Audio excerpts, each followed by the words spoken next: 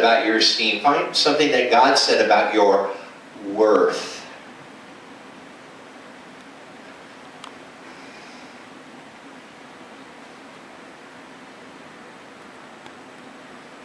I have felt very led of late to make a point, and making a point is not making a plan. I know they're a lot alike, but I know the difference. A plan is, I write it on my hand and I make sure I do it.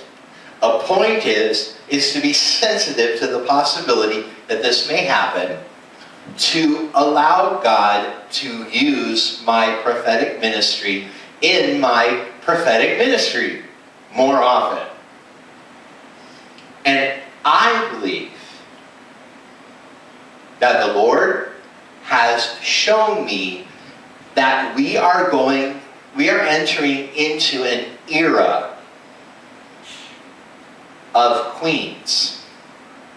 And we're entering into an era of queens. And I know, gosh, thank God I'm not wearing a dress, because I'd just be a sitting duck for this joke. I see it, that's why I pointed out. It's like, I know, it's like Paul is saying, but she wore to the MTV Awards, kind of hard not to point that out. I get it. But I should have said it, we're entering into an era of queens, of which I'm king. Alright, that would have been, can we edit that? Alright, yeah. I really wasn't trying to be clever or funny. We have a historical account of human history in the Bible. Throughout human history, the downfall of mankind has always best been represented in its women. Thank you, ladies. Thank you, ladies. That's just, and it has nothing to do, with the fact that these women are so evil. Actually, what I've heard great men of God say on the subject is that it was God's redemptive plan to have man lord over women, because someone has to get the final say. Somehow, some way, in situations, someone has to have the final say. And so it was just designated. So that men were the designated drivers, and the men are so weak and so useless and so spiritually impotent that the women always rise up. That's why the women at the churches, you see women in the churches, they seem to be more spiritual, they seem to be more mature in the Lord, they seem to get more prophecies, they seem to get more interpretations. They seem to get more done. Because we are so lazy. Because we don't go to the well on behalf of our women. We don't go to the well on behalf of our wives, our kids. We don't do this. And so the rise of spiritual power in women creates an imbalance that leaves a door open for bondage. For bondage. Which leaves a door open for what the Bible calls witchcraft.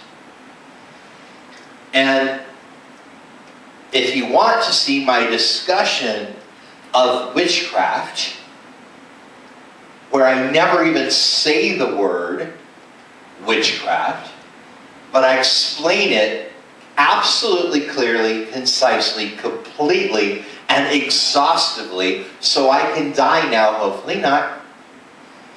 He said, looking up at the propeller, oh my gosh, I'm having a Twilight Zone moment. No, don't think more of me. Okay, and, but my series on Is Oprah a Christian discusses every aspect of what I know to be witchcraft in America today. And I don't even think I ever used the word witchcraft. That witchcraft, in biblical sense, has much to do with the rise of women in power and the abuse of that power to strip what's left of power from the men. And the entire New Age movement has been centered on this. That we even have Christians that say God and Goddess. We have Christians that say him, well, or her, in reference to the Father or Mother, God. We have gender issues with God. And God set up a system of male and female for redemption that does not just happen in a Christian marriage. It's straight across the board. That's why there is controversy about women in leadership, and everybody knows I support women in leadership. Everyone knows I'd probably vote for a woman if she was up for president, whether I liked her or not. And I have a feeling I'm going to have a choice from two that I don't like so far, so it's all good. But I just want to say, well, everyone likes a good train wreck. As long as you have microwave popcorn, you can live through anything. So seriously, but why is it over and over and over again that the evil centers of the earth are referred to as, are in the feminine over and over again? Because the last thing to go in a culture, throughout the Bible, the last thing to go, the last thing to hold on to its good, the last thing to hold on to its light, the last thing to hold on to the hand of the Lord are the ladies. And the women's movement, judge me all you want, the women's movement created jobs, schooling, funding, esteem. There's so much. I don't know, the right to vote. You guys can put a woman in office. Don't come complaining to me. Don't come complaining to me. It also created a gender confusion where the lines are no longer clear who's supposed to act like what, and who's supposed to pick up the bill, who's supposed to hold the door open, who's supposed to leave the seat up. You know what I'm saying? It left so many things subject to interpretation that now the spiritual identities of men and women are left to the subject of they're subject to interpretation.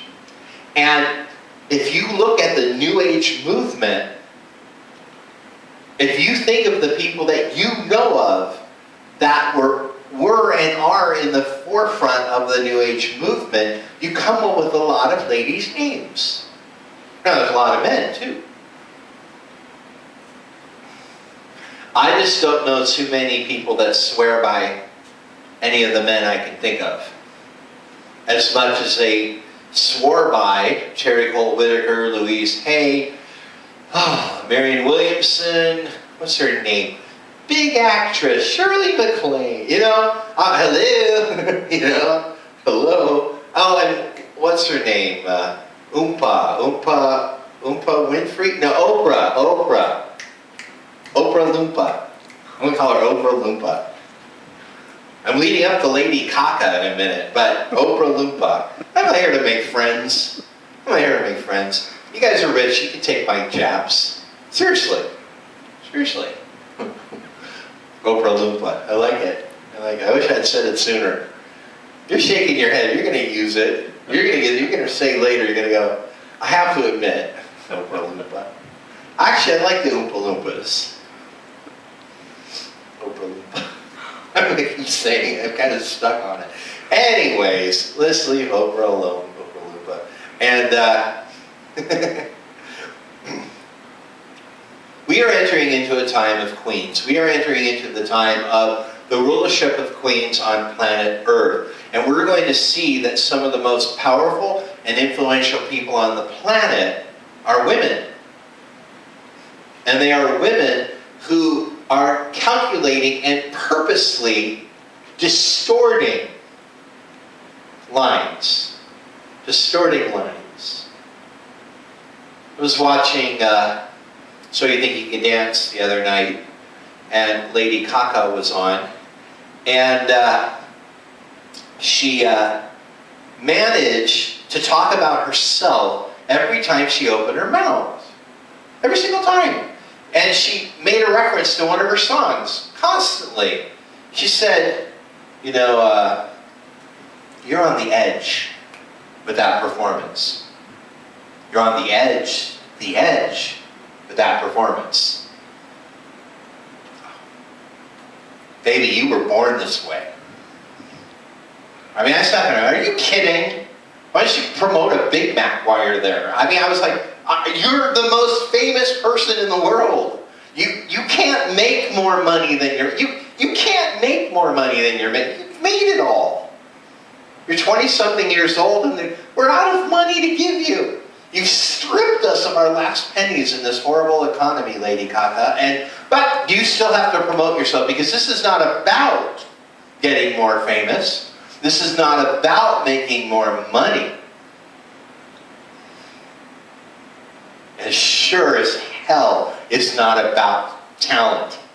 I did not call her untalented, but it has nothing to do with anything. It has to do with making damn sure my subjects know who the Queen is. And boy, forgive me, but anyone raised in a Jewish home sure as hell knows what that looks like. We know exactly what a matriarchy looks like, and we know exactly what those tactics are. And for the record, Hitler knew that too. Hitler knew exactly how to stroke the consciousness of the human race at such a steady velocity that sooner or later it was easier to dance to the damn song. And we are entering into a time where it is no longer the season of the kings, it's the season of the queens. We are going to see pivotal women in the world training the world to dance to their song. You know, by calling Oprah Loompa, which is funny. My gosh, that's going to be like the thing I wake up in the night and I'm going to laugh about. Because it's cute. You could call me Paisley Loompa and I'd like it. Oompa Yankolovich. Yeah. I'd like to introduce you to my Greek wife, Oompa. Oompa Yankolovich. But by calling Lady Gaga Lady Gaga, I diminish the severity of the concern. So I'm going to say it. I get it recorded, I get it off my chest, and I'm also convinced that I have the Spirit and the mind of the Lord on something that I think we are going to see in this lifetime blow up as something profound. When Madonna happened, and it's interesting because that's exactly what it looks like. When Madonna happened, the world changed. I have a fellow artist in the room that happens to be female. So when I say with an artist who is a female in the room, the words Joni Mitchell in a sentence, I don't have to add to it royalty, perfection, beauty, talent, revolutionary. I don't have to have any superlatives, because there's no bigger superlative than putting the words Joni and Mitchell together in a sentence. Anyone who has picked up a guitar over the age of 30 has learned something from Miss Joni Mitchell. Well, Miss Joni Mitchell said that when Madonna happened, it was the end of the world. That's what she says. She said that when Madonna happened, there was never going to be hope for women ever again to be anything but sleaze. That women were going to always have to get everything in this life based on their looks because of Madonna. That Madonna, in one song, in one video, undid everything every woman in music history had accomplished. That it was akin to Nero playing his fiddle while Rome burned. That's what Joni Mitchell says about Madonna. I like Madonna. I have every Madonna record. I think Madonna has worked harder than anyone in music history to get better. Anyone. She's done what all of us have done in our bedrooms in front of the world. That's what I say. Nothing but respect for that. But I cannot argue what Joni Mitchell is saying about someone who becomes that big and that powerful, who represents dancing around in your underwear. That's still the first thing people think of when they think of Madonna. That is always there. It never goes away. You mention Jesus to people, they're somewhere in their mind they're thinking of crucifixion and resurrection and salvation. But somehow, someway, no matter what Madonna does, we're still thinking of her dancing around in her underwear. And Joni Mitchell, a liberated woman who probably still doesn't own a bra, says this woman destroyed everything and has taken down the entire world with her. And that was something she said, I believe, last year. That was something she said after Madonna grew up, after Madonna became a respectable artist, after Madonna became what looks like a fairly good parent, after Madonna became somewhat religious and spiritual.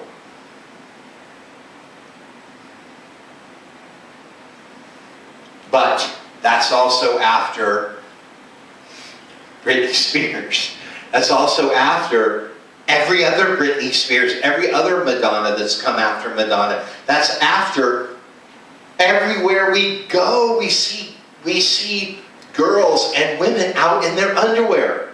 That's after everything that we see post-Madonna. And everything points back to Madonna. Everything points back to how empowering that was that day for that person to be born again in this liberated spirit of, it's my sex and I'm going to use it. Oh, Paisley, people have been using their sex for a little bit longer than Madonna.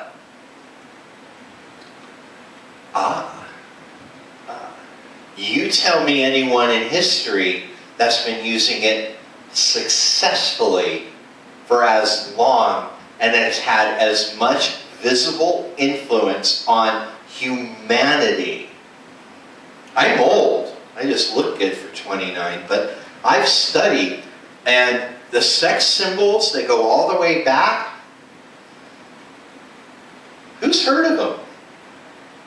Have my kids heard of Mae West? Mae West? Whatever. It's like drag queen. Hello. Raquel Welch. Wow. Raquel Welch. Who's heard of Raquel Welch anymore? My gosh. She's a businesswoman, a classy actress, a yoga instructor, you know. I mean, come on, man. What sex symbols do we have left? Oh yeah, Sophia Loren. Yeah, that was provocative. I don't know, man. There are pivotal people in history. I'm sorry, there's nobody like Elvis. Right? Y'all seem to think that. You know, nobody did what Elvis did, whatever that was. No one ever argues me if I say that. If I say, well, I don't know what Elvis actually did, but you guys seem to really think he did something. Well, there's nobody like Madonna, and I'm not bagging on Madonna. I'm not even saying Joni Mitchell is right. I know she's not wrong. But I stood up for Madonna a little bit here. I mean, it's a viewpoint. It's a valid one. Madonna was just doing her thing.